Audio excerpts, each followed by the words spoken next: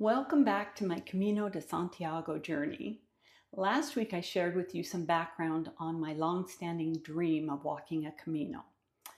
If you missed that video, you may want to check it out just to get the big picture, but today I'm going to share with you what moved me from dreaming about the Camino to actively planning a trip. After about 8 years of having this pie-in-the-sky dream of a Camino, I turned 64.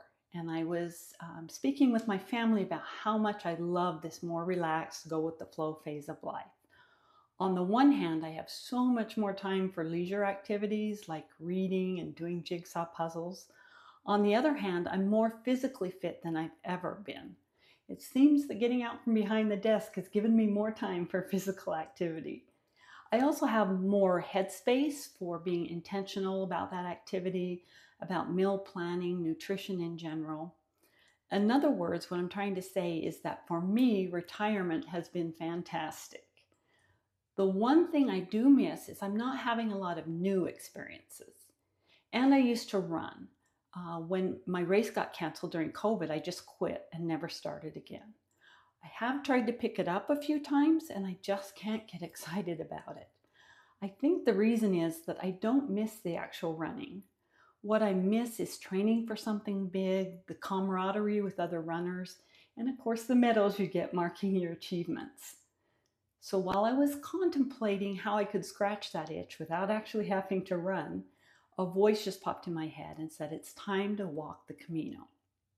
So I did what I've done a lot of times before, went back to the computer, looked at all the pages I'd bookmarked, watched a bunch of other people's Camino videos. But this time something felt different. It felt more urgent.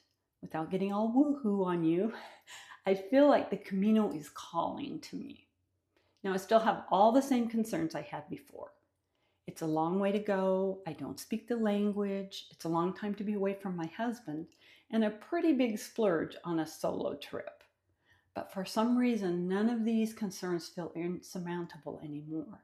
I feel like if I really want this, I can make it happen. And I do want it. I really, really want it. So what changed for me was a change of mindset, a realization that if you're motivated enough, everything really is figure-outable. If you've walked a Camino before, I'd love to hear how you chose, what concerns you had first of all, and how you overcame those. And then I hope you'll join me next week when I share with you which Camino I chose and why. Until then, enjoy the journey.